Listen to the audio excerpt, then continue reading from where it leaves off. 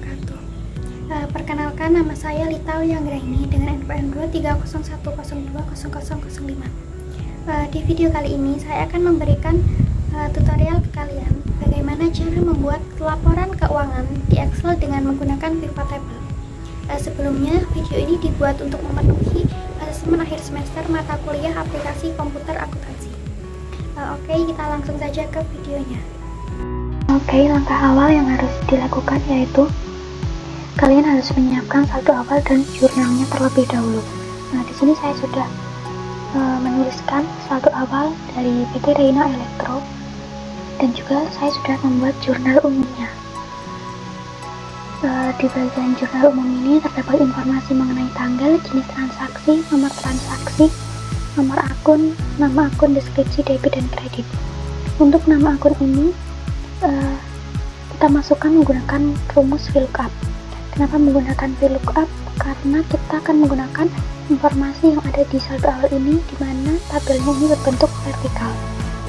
Saya contohkan rumusnya sama dengan VLOOKUP dan kita klik nomor akunnya dan titik koma, tabel array-nya ini kita blok tabel saldo awalnya dan titik koma, kolom indeks numbernya 2 dan tembok up-nya 0, tutup kurung, enter. Maka akan muncul nama akun ini nanti tinggal kalian tarik saja ke bawah. Di sini saya tidak akan membahas untuk pembuatan jurnal umumnya. Kita akan langsung saja ke pembuatan buku besar menggunakan pivot table. Caranya yaitu kalian buka insert, kemudian klik pivot table. Nah, ini di bagian tab atau rank ini akan otomatis terisi. Jika ini belum terisi, kalian tinggal isikan atau blok ini, blok secara manual saja, ini lebih nggak apa-apa. Kemudian kalian oke. Nah, maka akan muncul tampilan seperti ini. Selanjutnya kita akan isikan pivot table fieldnya. Di bagian filter ini kita akan isikan nomor akun, kita tarik ke bawah. Selanjutnya di bagian rows ini kita isikan tanggal dan deskripsi. Sebelumnya ini kalian hilangkan dulu centangnya. Kita isikan deskripsi. Dan untuk values-nya ini kita isikan debit dan kredit. Nah, setelah itu kita akan membuat sum of saldonya. Caranya yaitu di bagian build items ini kalian klik, kemudian kalian klik calculator build, kemudian name-nya ini kita tuliskan of saldo dan formulanya ini, kalian klik debit, kalian insert dan dikurangi kredit. Kalian klik insert dan kalian add, lalu oke. Nah, maka akan muncul sum of saldonya. Langkah selanjutnya yaitu kita akan merapikan buku besarnya. Caranya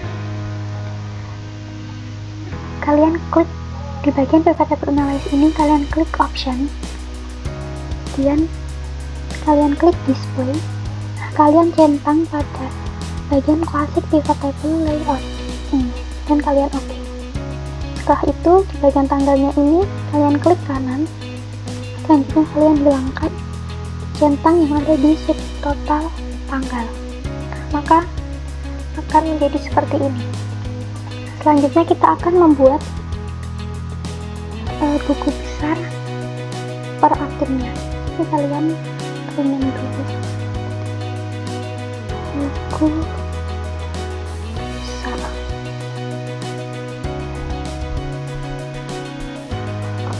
Caranya yaitu di bagian pivot table analysis ini kalian klik option, kemudian kalian klik show report filter ini, lalu kalian oke. Nah, ini sudah jadi untuk buku besar untuk setiap akunnya. Misalkan kalian ketika membuat jurnal ada yang salah, lalu kalian tidak perlu membuat buku besarnya ulang, kalian tinggal ini di bagian pivot table analyze ini kalian refresh saja. Lalu setelah membuat buku besar, langkah selanjutnya adalah kita akan membuat neraca lajur. Caranya yaitu ini kita rename dulu.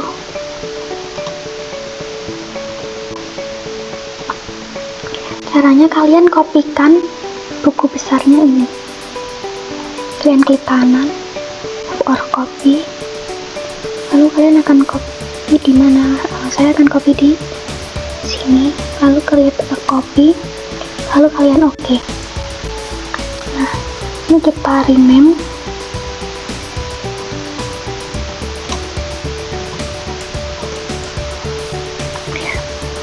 Untuk di neraca lajur ini kita hanya membutuhkan informasi mengenai nomor akun, nama akun, debit dan kredit. Jadi untuk yang tidak kita perlukan ini tinggal kita kembalikan saja ke atas. Di bagian filter ini kita kembalikan, terus juga kita kembalikan. Nah, untuk di bagian rows ini kita masukkan nomor akun dan nama akun. Lalu kalian rapikan lagi.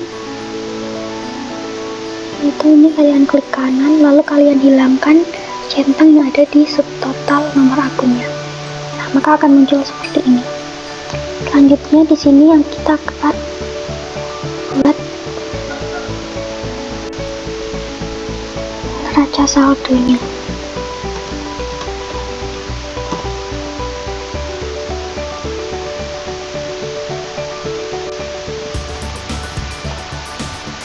Setelah neraca saldo, kita akan buat laporan laba ruginya.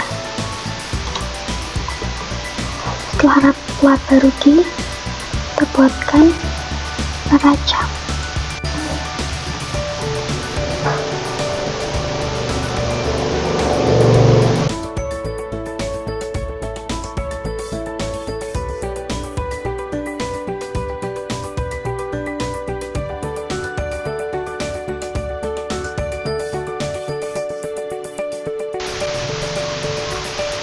Ini tinggal kita rapikan.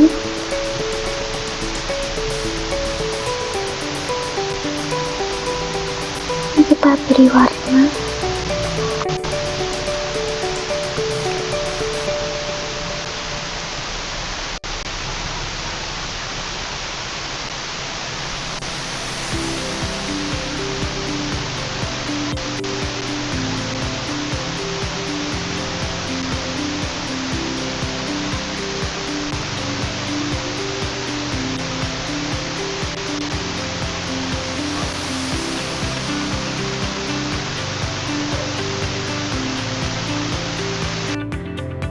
Nah, di sini kita akan isikan untuk neraca saldonya.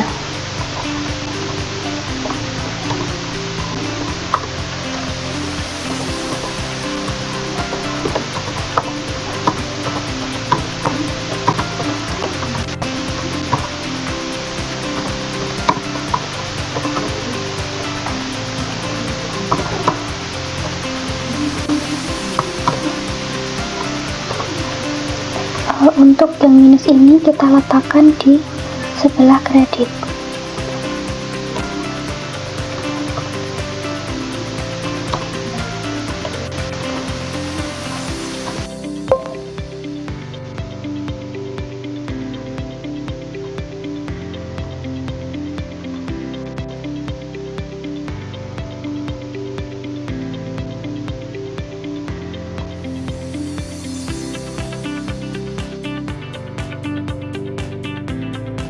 Sini saya tunjukkan saja untuk neraca saldonya ini sudah saya isikan. Lalu untuk baliknya ini juga sudah saya isi, yaitu berisi untuk neraca itu kita isikan dari petty cash sampai dengan ke ini income summary. Nah, setelah itu kita jumlahkan semuanya. Untuk neraca saldo ini hasilnya harus balance. Lalu untuk laba rugi ini hasilnya memang tidak balance dan neraca juga tidak balance. Untuk mengetahui apakah yang kita buat ini benar atau salah, yaitu dengan kita hitung selisihnya. Nah, ini kita hitung dari 58.640, ini kita kurangi dengan 57.181.000, maka selisihnya 1.459. Untuk yang neraca sama, di sini selisihnya juga 1.459. Nah, berarti ini sudah benar ya untuk neraca saldo, laba rugi, dan neracanya. Setelah membuat neraca lajur, kita akan membuat laporan keuangannya. Laporan keuangan yang pertama itu ada laporan laba rugi. Nah, di sini saya sudah membuat laporan laba rugi untuk PT Reina Elektro itu per 31 Desember 2022. Di bagian laporan laba rugi ini terdapat pendapatan dan biaya. Untuk total pendapatannya ini sebesar 53.020.000. Lalu laba kotornya sebesar 38.159.000. Setelah itu untuk biaya-biaya ini kita masukkan semua biayanya.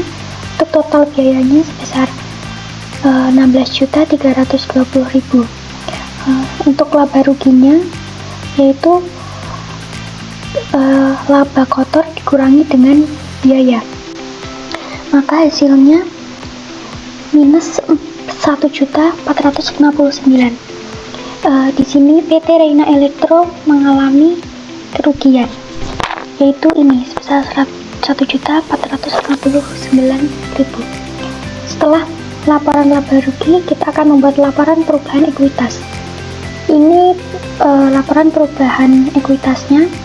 Di sini terdapat saldo awal, yaitu ada common stock sebesar 100 juta dan retained earning yaitu 12.575.000. Untuk laba ruginya ini kita tuliskan tadi, kita ambilkan dari sini sebesar 1.459.000. Lalu ada dividen sebesar 1.250.000. Maka untuk modal akhirnya adalah ini 111.116.000 dikurangi dengan 1.250.000, maka hasilnya 109.866.000. Nah, untuk yang terakhir adalah kita akan membuat laporan posisi keuangan. Di laporan posisi keuangan ini terdapat aset, liabilities, dan equity. Di bagian aset ini ada dua, yaitu ada current asset dan fixed asset. Untuk current assetnya ini ada petty cash, account receivable, notes receivable, utilities, merchandise inventory, prepaid insurance, value at tax in, dan totalnya itu sebesar 73.918.500. Untuk fixed assetnya ini totalnya sebesar 98.650. Lalu kita totalkan untuk current asset dan fixed assetnya, maka jumlahnya adalah 172.568.500.